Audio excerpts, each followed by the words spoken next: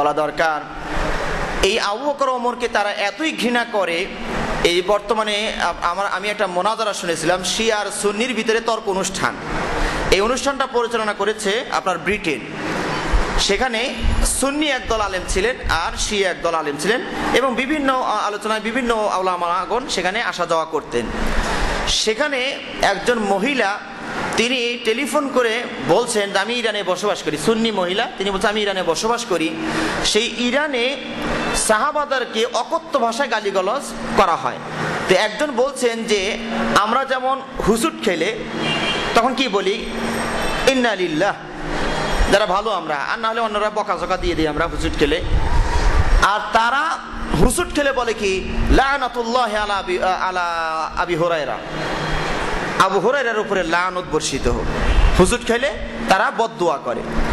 আর আবু বকর ওমরকে এতই তুচ্ছ জ্ঞান করে তারা, যে আপনার সিঁড়িতে যখন উঠবেন, একজন লেখক বলছেন বাংলাদেশ থেকে তিনি গিয়েছিলেন ওই দেশে, তিনি বলছেন সিঁড়ি দিয়ে ওঠার সময় দেখি লেখা আছে আবু বকর ওমর, আবু বকর ওমর। তার মানে আবু বকর ওমর এতই ঘৃণিত, তুচ্ছ, তাদেরকে পানিয়ে পানিয়ে যেন তারা উপরে উঠছে। অথচ আল্লাহ রাসূল বলেছেন কি, লা তাসুব্বু আসহাবি, এটা বলছি মনে হয় যে আমার সাহাবাদেরকে তোমরা বকা দিও না। কারণ তোমরা যদি উহুদ পরিমাণ স্বর্ণ আল্লাহর রাস্তায় দান করো, আর আমার সাহাবারা এক মুষ্টি যে দান করেছে তার তুল কাছেও দিতে তোমরা পারবা না। কারণ তারা দান করেছে দুঃখের সময়, তারা রাসূলের পাশে ছিল মানে বিপদের সময়, আর তোমরা হচ্ছে আমার সুখের সময়ের সঙ্গী। কথা বুঝতে পেরেছেন? এই সাহাবারা তারা আবু বকর ওমরকে তারা হত্যা করেছে আবু লুলু আল মাজুসি, আবু লুলু আল মাজুসি, তার নাম দিয়েছে বাবা সুজাউল্লাহ, বাবা সুজাউদ্দিন। বাবা মানে তো বোঝেনি, আমাদের দেশে যেমন বাবা বাবা করে সবগুলো। বাবা সুজাউদ্দিন, সুজা মানে বীর, দিন মানে তো ধর্ম, দিন ইসলাম, মানে দিন ইসলামের বীর হইল আবু লুলু আল মাজুসি। এবং তার ওই দিনে তারা বিজয় অনুষ্ঠান করে, ওমরকে যে হত্যা করেছে এই দিনকে তারা বিজয় অনুষ্ঠান হিসেবে গ্রহণ করে। এবং তারা ওই আবু বকর এবং ওমরের ওই জন্ম মৃত্যু তারিখে তারা দুটা ছাগল নিয়ে আসে। ছাগল নিয়ে এসে সেই ছাগলগুলোকে আচ্ছা মতো চাকু দিয়ে ঘায়ে মারে, আর আবু বকর ওমরকে তারা বকা দেয়। মানে এটা আবু বকর আর ওমর মনে করে ছাগলগুলোকে আচ্ছা মতো চাকু দিয়ে ঘায়ে মারে। মানে এখনো যদি আবু বকর ওমরকে পেতো তাহলে এরকম ছাগলকে চাকু দিয়ে মেরে সাইজ করতো, ওইরকম সাইজ করতো। আস্তাগফিরুল্লাহ ওয়া আতুবু ইলাইহি। এই যাদের ঈমান এবং আকীদা, তো আজকে আমরা যারা এখানে বসবাস করি আমাদেরকে শিয়া বলা হলো, তাহলে কোন অপরাধে? এই যে কথাগুলো বললাম, বরং আমরা তো শিয়াদেরকে মুসলমানই মনে করছি না, আর আমাদের কি শিয়া বলা হলো? আর শিয়ারা এই যে 10ই মুহররম আসছে, এইখানে যে মাতম যারা করে, এটা হচ্ছে শিয়া গ্রুপটা। এখানে আপনারা বিভিন্ন সিডি বের হয়েছে, আপনারা দেখবেন যে শিয়ারা কি করে এই দিনে। আমি সিডিগুলোতে দেখেছি এই দিনে তারা যে যত পরিমাণ নিজেকে কষ্ট দিতে পারবে, সে হচ্ছে হোসাইনের সবচেয়ে মহাব্বতের ব্যক্তি। এই জন্য নিজের হাতে অস্ত্র নিয়ে, বেত নিয়ে, চেন নিয়ে নিজেই হাতে পিঠে বের, হাই হোসেন, হাই হোসেন, হাই হোসেন, নিজের খড়িকে ক্ষত বিক্ষত করে ফেলবে। বাংলাদেশে একটু কম করে, ওই যে আপনারা বকশিবাজার ওইদিকে শিয়া একটা গ্রুপ আছে, মোহাম্মদপুরেও আছে, আবার মোহাম্মদপুর আহলে হাদিসও একটা আছে। আবার শিয়া বলতে ওইটা বুঝেন না। হ্যাঁ, কয়েকদিন আগে আমি ওখানে যাওয়ার সময় দেখলাম, এটাই মানে প্রথম দেখা আমার, ওই মোহাম্মদপুরে একটা শিয়া মসজিদ আছে, হ্যাঁ, হুসনি দালান, এদের বিল্ডিং এর নাম হচ্ছে হুসনি দালান। তো এখানে এরা বাংলাদেশেও দেখবেন ওই সময় বকশিবাজার থেকে মানে অনেকগুলো বাঁশ পিঠের উপর নিয়ে তারা যাওয়ার চেষ্টা করবে, নিজেকে খালি কষ্ট দেওয়া। হুসাইনের বিরহে তারা খুবই ব্যথিত, ওই সময় কিছু থাকলে কিছু করতো, এখন যেহেতু নাই এজন্য নিজেই নিজের শরীরে কি করে কষ্ট দেয়, এমনকি তলোয়ার দিয়ে মাথা কেটে দেয় তারা। আমি ভিডিওগুলোতে দেখলাম ছোট ছোট কোলের বাচ্চাগুলোকে নিয়ে আসে মায়েরা, নিয়ে এসে ওই আলেমের হাতে দিচ্ছে, আর কসকস করে কেটে চাকু দিয়ে রক্ত বের করে দিতেছে, আর হাই হোসেন, হাই হোসেন, হাইয়া হোসেন, ইয়া হোসেন বলে তারা রক্ত রঞ্জিত করে ফেলছে সবাইকে। আর নিজের হাতে তলোয়ার আছে, এই দিয়ে খালি পিটাচ্ছে, একসাথে অনেকগুলো লোক একসাথে এরকম করে পিটাচ্ছে, আর নিজেকে কেটে কেটে ক্ষত বিক্ষত করে ফেলছে। মোনাজারায় যখন যে তর্ক অনুষ্ঠান হচ্ছে, সেখানে বলা হচ্ছে যে এই ধরনের অনুষ্ঠান করতে গিয়ে অনেকেই মারাও যায়। আর একজন আলেম, আবার শিয়া আলেম, সে প্রত্যাখ্যান করে বলছে এটা মিথ্যা বলছে, এটা মিথ্যা বললো। এখন তো সঙ্গে সঙ্গে ভিডিও চিত্র এখন তো যোগ করা যায়, সঙ্গে সঙ্গে ভিডিও চিত্র এনে দেখানো হচ্ছে যে দেখেন এই যে শিয়ারা মাতম করতে গিয়ে, নিজের আঘাত করতে গিয়ে যখন রেঞ্চে উঠে গেছে, মার দিয়েছে নিজেকেই, যখন পুরাপুরি মানে নিজের অস্তিত্বকে হারিয়ে ফেলেছে, তখন এরকম মারতে মারতে কি হয়ে যাচ্ছে, তারা মরেও যাচ্ছে। কিন্তু কোনো আলেম কিন্তু এটা করে না, খেয়াল করে দেখে।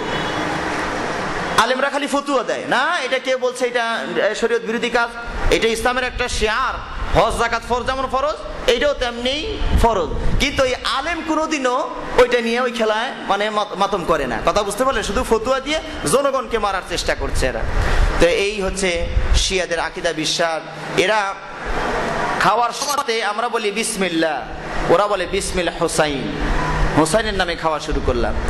কথা বুঝতে পারলেন? হোসাইনকে নিয়ে এত মাতামাতি, অথচ এই হোসাইনকে কারা মেরেছে? ওরাই মেরেছে। হোসাইনকে কারা মেরেছে? ওরাই। হোসাইনকে দাওয়াত দিয়ে নিয়ে গেল কারা? এই শিয়ারাই, শিয়া গ্রুপটাই। হোসাইনের সাথে পত্র আলাপের মাধ্যমে আহ্বান জানাইলো যে আপনি কুফাতে আসেন, আপনার আব্বা এখানে খলিফা ছিলেন, আমরা তার সহযোগী ছিলাম, হ্যাঁ, তো আপনি এখানে আসেন, আমরা সার্বিকভাবে আপনাকে সহযোগিতা করার চেষ্টা করব। উনি হোসেন রাদিয়াল্লাহু আনহু আসার আগে মুহাম্মদ বিন আকিল তাকে চাচাতো ভাই ওনাকে পাঠিয়ে দিলেন যে যাও তুমি শিয়াদের এদের খবরটা নিয়ে আসো, আসলে সত্যি বলছি কিনা, আমি গেলে কি আসলেই ওরা আমার সহযোগিতা করবে। উনিও এসে দেখলেন যে আসলে বিষয়টা বাস্তবই, ওদের যে আবেগ দেখা যাচ্ছে, তারা আসলেই হোসাইনের সাথে বায়াত করে ইয়াজিদের বিরুদ্ধে সংগ্রাম করবে, এটাই বোঝা গেল। তো উনিও পত্র লিখে দিলেন যে হ্যাঁ, এরা ঘটনা যা দেখছি পত্রে যা আছে তা বাস্তবেও পাওয়া যাচ্ছে। এবার হোসাইন রাদিয়াল্লাহু আনহু যখন সাহাবাদের অনেক বাধা বিপত্তি, সাহাবারা রাজি ছিলেন না, আর বলছেন না আপনি যেন না, কুফাবাসী বিশ্বাসঘাতক, এরা আপনার বাপকেও মেরে ফেলেছে, আবার আপনাকেও চলে বলে কৌশল ডেকে নিয়ে যাচ্ছে, এখন খুব পাশে থাকবে বলছে, কিন্তু বিপদ দেখলে কিন্তু সব কটা কেটে পড়বে, কাজে ওদের কাছে আপনি যাবেন না। কিন্তু হোসেন রাদিয়াল্লাহু আনহু তাদের কথার প্রতি বিশ্বাস করে সপরিবারে রওনা করলেন। এই কারবালার প্রান্তরে যখন এসে গেলেন, তখন আব্দুল্লাহ বিন জিয়াদ ছিল কুফার গভর্নর।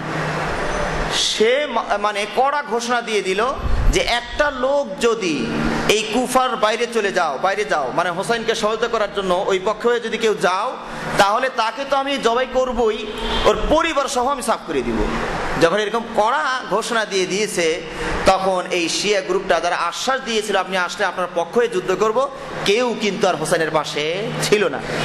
উল্টো করেছে কি, সৈন্য এই আব্দুল্লাহ বিন জিয়াদের সেনাবাহিনীতে এদের দায়িত্ব পালন করতে হয়েছে। তার মানে উল্টো এরাই আবার আব্দুল্লাহ বিন জিয়াদের পক্ষ হয়ে হোসাইনকে মারতে যায়। কথাটা বুঝতে পারলেন? এই গ্রুপ হলো সেই শিয়া গ্রুপ। হোসাইনকে মেরে ফেলে দিয়া এখন নিজের গায়ে আফসোস করে, তলার মারে হায় কি করছিলাম সেদিন রে, আহারে আহারে, হাই হোসেন হাই হোসেন, এখন হচ্ছে মাতম করছে এরা। এবং হোসাইন কি তারা হোসাইনের কবরের মাটিকে মক্কা মদিনার মাটির চেয়েও পুত পবিত্র মনে করে। তো সুতরাং এই শিয়াদের থেকে আপনাদের সাবধান থাকতে হবে। ইসলামের আমার এক ওস্তাদি বলেছিলেন, আব্দুর রহমান শিবিল, তিনি বলেছিলেন যে শিয়ারা ইসলামে ঢোকেই নাই, বের হবে কেমনে?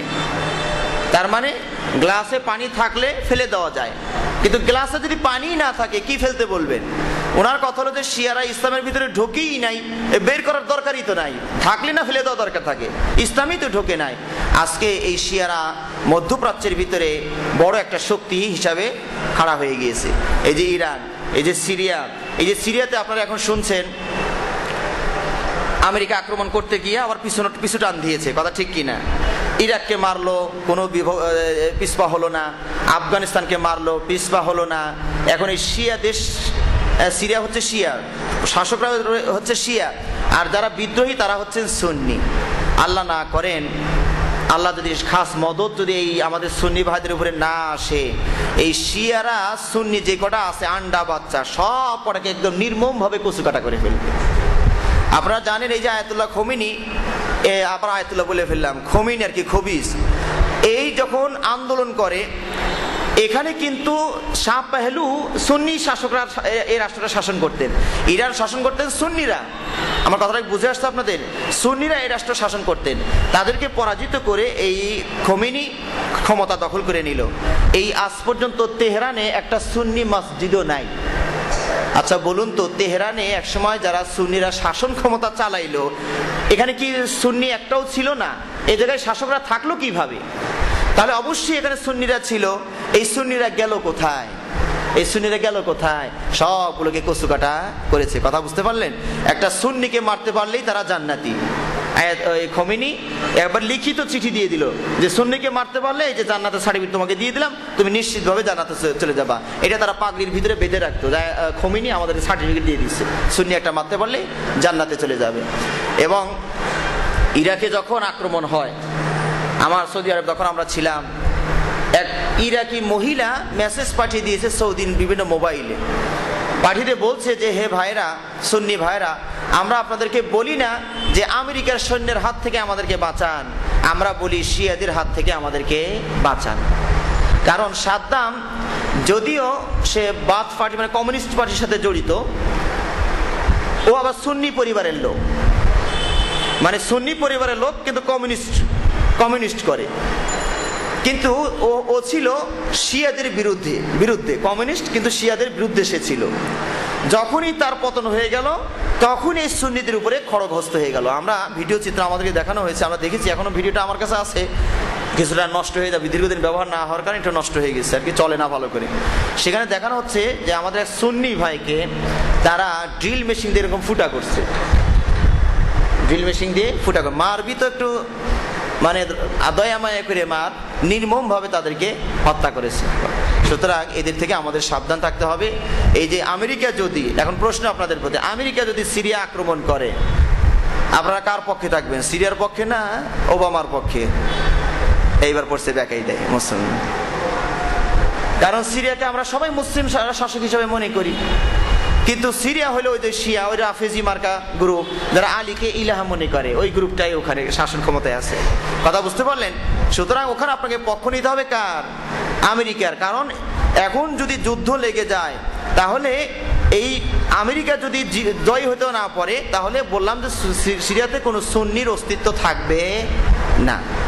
কিন্তু দেখুন, সুন্নিদের প্রতি যখন আক্রমণ করলো আমেরিকা, তখন পিছপা হলো না।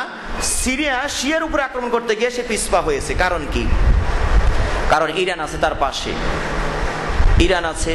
এবার রাশিয়াকেও ইরান হাত করে নিয়েছে, চীনকেও একটু হাত করে নিয়েছে, নিয়ে এই কয়েকটা পরাশক্তি যখন এর পিছনে মানে শেল্টার দেওয়া শুরু করেছে, সাহস দেওয়া শুরু করেছে, তখনই তারা এরকম আস্তে আস্তে বেঁকে বসা। এবং আমেরিকা কিছুটা ভয় পেল না, কি কৌশল করলো আল্লাহ জানে, সে সরে পড়েছে। তো আপনাদের দোয়া করা উচিত, আমাদের সিরিয়ার ভাইদের প্রতি, সুন্নিদের প্রতি যেন আল্লাহ সহযোগিতা করেন, দয়া করেন, আমিন। তো শিয়াদের থেকে আমাদের সাবধান থাকতে হবে। আল্লাহ আমাদেরকে তৌফিক দান করুন, আমিন। ওয়া আখিরু দাওয়ানা আলহামদুলিল্লাহি রাব্বিল আলামিন। আসসালামু আলাইকুম ওয়া রাহমাতুল্লাহি ওয়া বারাকাতুহু।